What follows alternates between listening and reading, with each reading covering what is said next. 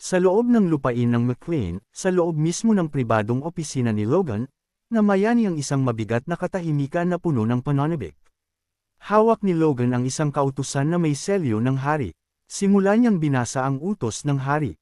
Dahil sa kanyang malaking kontribusyon sa bagay na ito, ako, si Haring Rogers von Grandia, ay itinataas ang karaniwang mamamayan na si Dwayne Pilsner sa pagiging baron, basa ni Logan, habang ang mga salita ay tumatalbog sa mga pader na bato. Ang mga karaniwang administrador, mga lalaking nakasama ni Dwayne sa mga gabing walang tulog at walang katapusang papeles, ay tila sisabog na sa tuwa. Sa sandaling matapos ni Logan ang pagbabasa, ang tatlong administrador ay sabay-sabay na sumugod at niyakap si Dwayne, isang gulo ng mga braso at boses ng kagalakan. Nagsimula silang umiyak, gumaralgal ang boses sa tindi ng emosyon, habang sinasabing ang kanilang, "Kuya, ay isa na ngayong maharlika." Habang humahagulgol, tumingin si Dwayne sa kanyang benefactor, basa ang mga mata sa pasasalamat, at pinasalamatan ang kanyang batang Panginoon. Sa isang tabi, pinapanood ni na Fabian at Lutchman ang magulong tagpong iyon. Dahil bago pa lamang sila sa administrasyon ng McLean, sila ay mga lalaking sanay sa formal na kaayusan, mga dating may mataas na katayuan din. Nauunawaan nila ang bigat ng sandaling ito ng higit sa sinuman. Humakbang sila pasulong at tapat na binati si Dwayne sa kanyang pag-angat. Si Dwayne, bagamat labis na nagagalak ay nananatiling mapagpakumbaba, ay tapat din silang pinasalamatan. Nagsimulang maghiyawan ang mga administrador, ang kanilang mga boses ay nagkakaisa sa isang malakas na dagandong, "Mabuhay si Baron Dwayne Pilsner." Parehong namamangha sina Fabian at Lutchman sa kanilang nakikita. Ang bilis ng pag-angat sa antas ng lipunan sa teritoryong ito ay hindi katulad ng anumang nasaksihan nila sa ibang lugar. Bumulong si Fabian kay Lutchman, "Dito sa McLean, kung mapapatunayan ng isa ang kanyang katapatan, maging ang mga karaniwang tao ay maaaring makatanggap ng titulo." Huminto siya, pinagmasdan ang masiglang enerhiya sa opisina, at naisip na isang tamang desisyon ang pumunta rito sa McLean. Nang makita ang maliwanag at tapat na tawa ni Logan habang pinapanood ang kanyang mga tauhan na nagdiriwang, sumang-ayon din si Lutchman. Sa labas ng mansyon, sa isang malawak na bukid, nagsisimula na ang sensory test para sa mga bagong sundalo. Si Sir Henkel ay nagsabi kay Logan na hindi lamang mga administrador ang marami sa kanila, kundi pati na rin ang mga aplikante para maging sundalo. Ang recruitment drive ay naging isang malaking tagumpay. Sa mungkahi ni Dame Eileen, dahil tumatanggap na rin sila ng mga babaeng sundalo, mas siksikan ang tao ngayon kumpara sa mga nagdaang taon. Nagpatuloy si Sir Henkel, napansin niya na dahil ang sensory test ay dinisenyo mismo ni Logan, mas maraming sundalo ang nagsisimulang gisingin ang kanilang force. Umaasa si Sir Henkel na marami pang makukuha mula sa pagsusulit na ito. Itinuro ni Logan ang isang sundalo at sinabi, "Mahina lang ito, pero mayroon ang nagpapakita ng force." Itinuro rin ni Sir Henkel ang parehong tao at tinanong ang batang Panginoon, "Ang taong iyan ba ang tinutukoy niyo?" Nang makitang itinuro ni Sir Henkel ang parehong tao, lubos na nagulat si Logan. Kinilabutan siya. Alam niya ang kasaysayan, alam niyang nawala na kay Sir Henkel ang koneksyon nito sa force. Natigilan si Logan na nararamdaman pa rin ni Sir Henkel ang force sa kabila ng pagkawala nito. Bukod pa rito, ang puwersa ng sundalong iyon ay hindi bumubuga palabas na parang nagliliyab na apoy, ito ay isang invisible force. Akala ni Logan ay siya lamang ang nakakaramdam nito dahil sa kanyang natatanging sitwasyon. Sinabi ni Sir Henkel, tila naging mas sensitibo siya sa force matapos niya itong mawala. Pakiramdam niya ay mas matalas ang kanyang pakiramdam ngayon. Dagdag pa niya, dahil dito ay mas nararamdaman niyang sulit ang lahat, dahil malinaw na nakikita niya ang may posibilidad ng pagiging isang kabalyero. Sa narinig, muling nagulat si Logan. Nanigas siya sandali, mabilis na tumatakbo ang isip. Wala pa siyang narinig na ganoong bagay kahit sa kanyang nakaraang buhay kung saan laganap ang mga alamat at trahedya.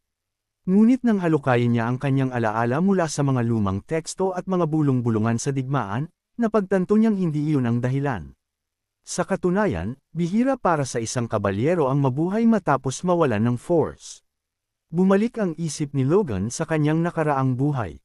Sa kanyang nakaraang buhay, namatay na siya ng isang beses. Napagtanto ni Logan na ang kanyang force ay malamang na tuluyang naduraj noon, nagkapira-piraso bago ang kanyang kaluluwa ay naibalik sa nakaraan. Inisip niya ang mga pambihirang pandama na nakuha niya matapos ang regresyon. Naisip niya kung mauunawaan niya ang prinsipyong ito, baka maging ang paggising ng aura ay posible. Biglang sumigaw si Logan sa sakit. Nang makita ito, nag-alala si Sir Hinkle at tinanong ang kanyang batang Panginoon kung ayos lang ba ito.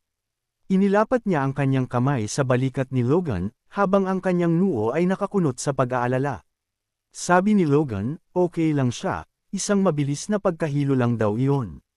Sinabi ni Logan na kailangan niya nang umalis. Dahil nakitang papaalis si Logan sa ganoong kalagayan, sinabi ni Sir Hinkle na iuulat na lamang niya ang resulta ng pagsusulit mamaya. Pagkatapos ay mabilis na tumakbo si Logan. Napansin ni Sir Hinkle na ang force ni Logan ay malakas na nagbabago, isang magulong unos ng enerhiya ang pumapalibot sa kanya. Nagtaka siya katatapos lang sabihin ni Logan na masama ang pakiramdam niya, pero ang kanyang enerhiya ay mas aktibo kaysa dati. Habang tumatakbo si Logan, naisip niyang kailangan niyang makahanap ng lugar kung saan walang masyadong tao. Kailangan niyang gamitin ang force agad-agad. Bigla niyang nakita ang kanyang ama sa kanyang dinaraanan at napatigil siya. Nang makitang tumatakbo si Logan, tinanong siya ng kanyang ama na si Patrick, saan ka pupunta ng ganyang kabilis?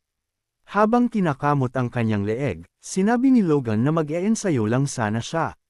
Mag-isa lang, tanong ni Patrick sabay taas ng kilay, halatang hindi kumbinsido. Sa sandaling iyon, dumating si Eileen, ang fiancé ni Logan. Tinatawag niya ang pangalan ni Logan. Pagdating niya, nakita niyang naroon din si Patrick at nagbigay ng isang magalang na pagtango. Anong problema? Tanong ni Logan. Sabi ni Eileen, tungkol sa mga babaeng sundalo na nag-apply ngayon, tila marami silang nakitang mahuhusay na individual. Dahil sa pananabik, tinanong ni Logan, yung matangkad ba ang tinutukoy mo? Sumang-ayon si Eileen at lalo pang naging masigla ang kanilang usapan. Nina si Patrick habang pinapanood silang dalawa. Huminga siya ng malalim at nagtanong, ganyan ba talaga kayo lagi kong mag-usap?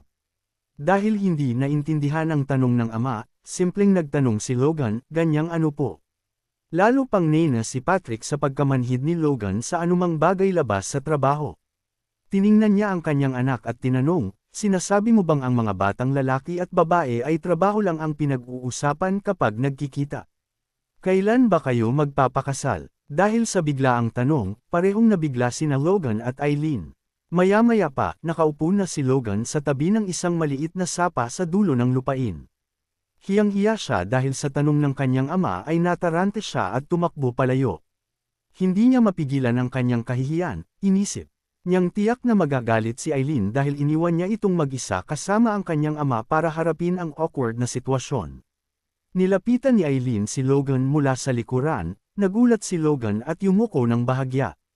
Nang hindi tumitingin sa mga mata nito, humingi siya ng paumanhin sa mahinang boses, na nagsabing nagpakita siya ng isang hindi magandang asal.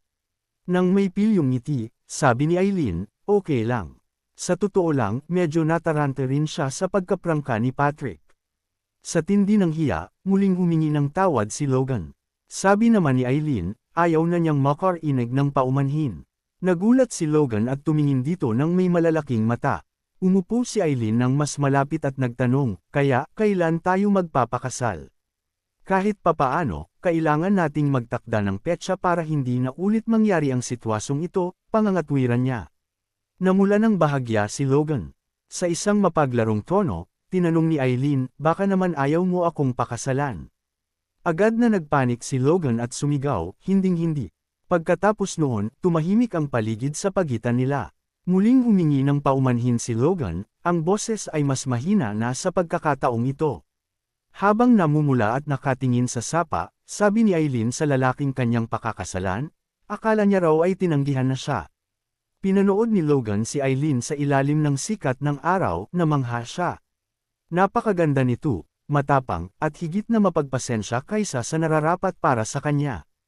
Agad siyang nagkaroon ng kontrol sa sarili at sinabing masyadong mabuti si Eileen para sa kanya. Napatingin siya sa kanyang mga kamay, ang kanyang ekspresyon ay nagdilim dahil sa pag-aalinlangan sa sarili, kaya naisip niyang lalong hindi ito magtatagal. Nagulat si Eileen sa biglaang pahayag ni Logan at nagtanong, bakit? Sinabi ni Logan na marami siyang kailangang gawin at lalo pa itong madidagdagan sa hinaharap. Magiging mas abala siya sa loob ng 5 hanggang 6 na taon, at inamin niyang malamang ay magiging isa siyang masamang asawa. Inisip niya si Eileen na naghihintay sa bahay habang siya ay nasa malalayong larangan ng digmaan o nakabaon sa mga papeles. Pagkasabi noon, muling humingi ng paumanhin si Logan kay Eileen. Sinubukang magsalita ni Eileen, bumuka ang kanyang mga labi ngunit pinigilan niya ang sarili. Tiningnan niya ang mukha ni Logan at nakita ang nag-aalalang tingin nito, ang tunay na takot na masaktan siya. Sinabi niya rito na kung ganoon, lalong kakailanganin ni Logan ng isang mas matatag na pamilya. Labis itong ikinagulat ni Logan. Habang nakatingin kay Eileen, nagpatuloy ito, sa tindi ng trabaho ni Logan, hindi ba't kailangan niya ng isang matatag na pamilya para maging mas mahusay? Isang tahanan na babalikan, isang kapareha na makakahati sa pasanin.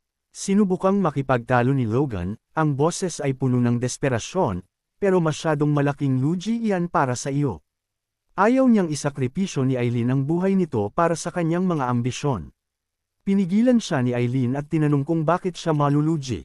Pagkatapos ay malambing niyang inilagay ang kanyang kamay sa pisngi ni Logan. Sinabi niya rito na siya ay isang mabuting asawa dahil alam niya ang kanyang mga kakulangan at pinag-iisipan ang mga ito. Tinanong ni Eileen, ang lahat ba ng abalang trabahong iyon ay hindi ba para sa kanila, para sa teritoryo? Kung gayon, natural lang na maging abala rin siya dahil siya ang kanyang knight at asawa. Nawalan ng salita si Logan kay Eileen. Habang hawak ang kamay ni Eileen at idinidiin ito sa kanyang mukha, inamin ni Logan na mali ang kanyang iniisip. Isang hanggal na bagay ang kanyang sinabi. Nagbahagi sila ng isang masuyong halik sa ilalim ng sikat ng araw sa hapon. Sabi ni Logan, kaya, magpakasal na tayo. Nang gabi ring iyon, narating ng dating fiancé ni Logan ang teritoryo ng McLean. Habang bumababa siya mula sa karwahe, tiningnan niya ang malawak na teritoryo ng McLean. Nanlaki ang kanyang mga mata sa tunay na gulat. Labis siyang namangha na ganito na pala kalaki ang ipinagbago ng McLean. Ang kanyang knight na si Rockburn ay hinimok siya nito na bumalik na lang, at ipinaalala na siya ang nanggulo at nagputol ng engagement kay Logan noon. Taglay ang kumpiyansa, binaliwala niya ang pag-aalala ni Rockburn. Sinabi niya rito na huwag mag-alala. Tumutukoy kay Logan, sinabi niya nang may mapang uyam ng ngiti, hindi ako kayang kalimutan ng lalaking iyon.